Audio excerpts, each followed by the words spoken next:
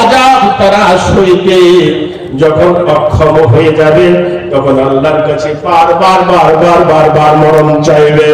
রব্বুল আলামিন তাই বলছেন, ওয়ালা ইয়ামুতু ফিহা ওয়ালা ইয়াহইয়া, জাহান্নামের মধ্যে তাদের মরণও হবে না, আর জাহান্নামের আযাব থেকে তারা বাঁচতেও পারবে না। এইরকম ভাবে আল্লাহ রব্বুল আলামিন জাহান্নামীদেরকে শাস্তি দিতে থাকবে।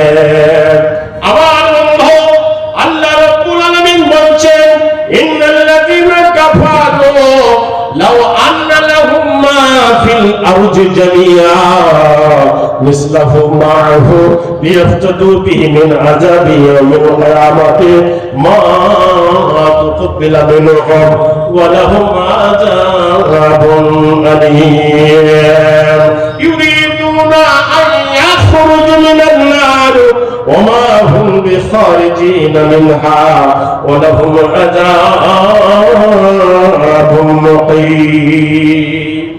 আল্লাহ রাব্বুল আলামিন বলছেন, কিয়ামতের মাঠে জাহান্নামীরা তারা জাহান্নামের আযাব থেকে বাঁচার জন্য তৈরি হয়ে যাবে।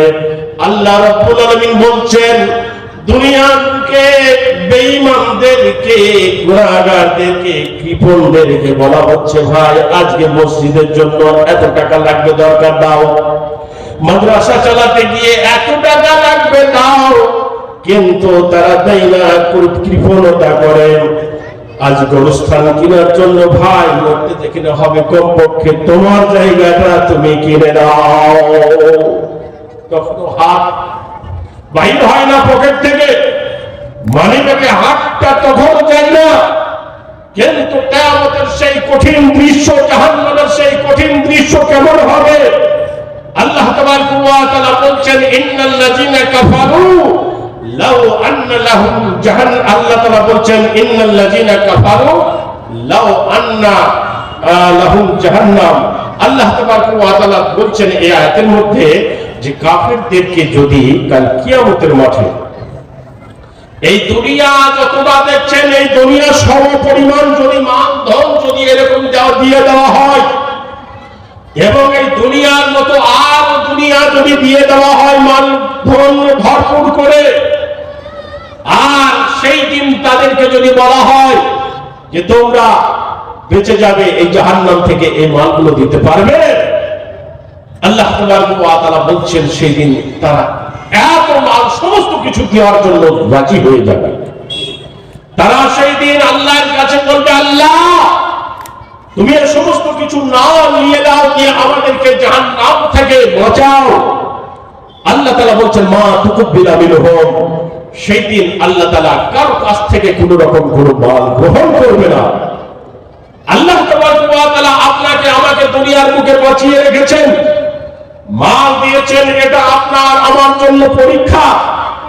এই মাল পাওয়ার পর অনেক মানুষ আল্লাহকে ভুলে যায়।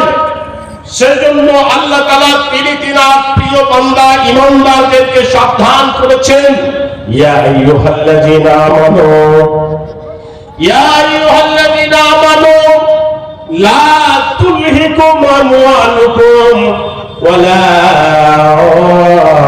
আওলাদুকুম আন যিকরিল্লাহ ওয়া মান ইয়াফআল যালিকা ফাউলাইকা হুমুল খাসিরুন। আল্লাহ রাব্বুল আলামিন এই আয়াতের মধ্যে ঈমানদার বান্দা ও বান্দীদেরকে বলছেন, লক্ষ্য করে আল্লাহ বলছেন, ওরে আমার ঈমানদার বান্দা, ওরে আমার ঈমানদার বান্দী, শুনে নাও, তোমাদেরকে তোমাদের মাল, তোমাদেরকে যেন তোমাদের বিবি সন্তানাদে আল্লাহর স্মরণ থেকে যেন না ভুলিয়ে দেয়। যদি দুনিয়ার বুকে তুমি মাল পেলে, সন্তান পেলে, বিবি পেলে, বাড়ি ঘর সব কিছু পেলে, পাওয়ার পর যদি আল্লাহকে ভুলে যাও, আল্লাহর স্মরণ যদি তোমার অন্তরে না থাকে, আল্লাহ বলছেন ফাউলাইকা হুমুল খাসিরুন, তাহলে ওই আল্লাহর বান্দা আল্লাহর ওই বান্দারা দুনিয়া এবং আখিরাতে তারা ক্ষতিগ্রস্ত হয়ে যাবে।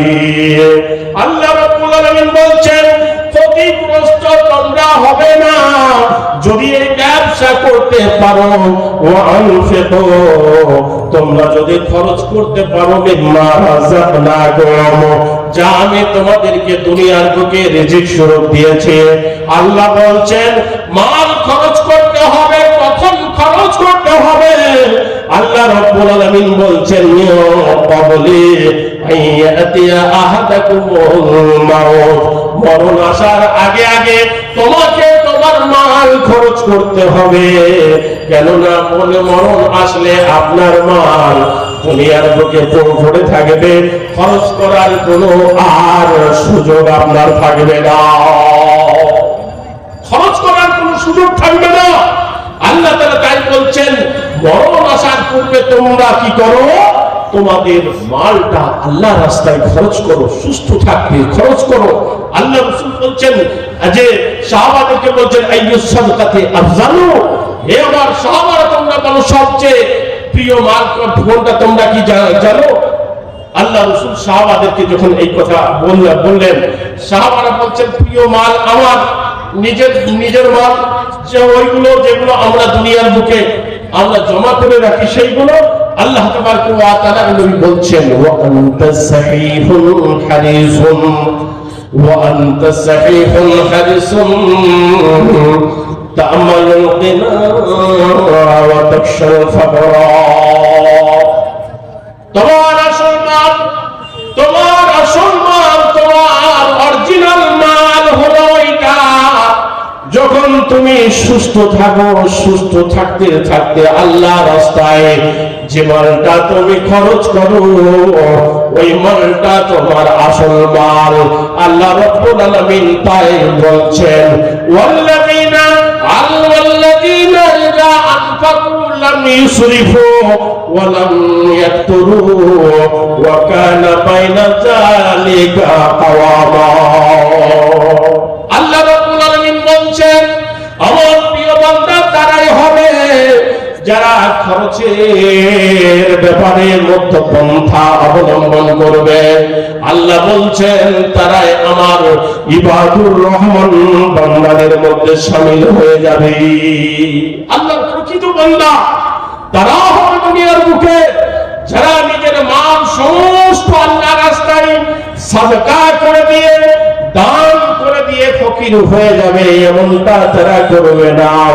তারা দুনিয়ার এই জীবনটাকে অত্যন্ত গনিমত মনে করবে। আল্লাহ রাসূল হাদিসের ভাষায় বলেছেন ওয়া হায়াতাকা কাবলা মাওয়াতিহি, মরণের পূর্বে একজন ঈমানদার, একজন প্রকৃত মুসলমান নিজের জীবনটাকে অত্যন্ত দামি মনে করবে এবং এই দামি মনে করার পর সে নিজের মাল আল্লাহ রাস্তায় ব্যয় করবে। জীবন থাকতে ব্যয় করবে আল্লাহ, জীবন চলে গেলে মাল আমার সন্তানাদি তারা ভাগ করে নেবে। যেহেতু আল্লাহ রাসূল সাল্লাল্লাহু আলাইহি ওয়াসাল্লাম হাদিসের মধ্যে বলেছেন ইয়াকুলু ইবনা আদম মালি মালি মালি হাল্লাকা ইয়া ইবনা আদম ইজা আকালতা ফাফনাইতা।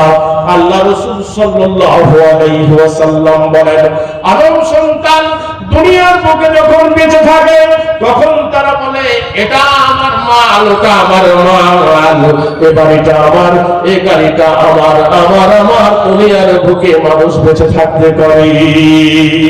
আল্লাহ রাসূল বলেন আদম সন্তান তোমরা কি জানো তোমাদের আসল মাল কোনটা?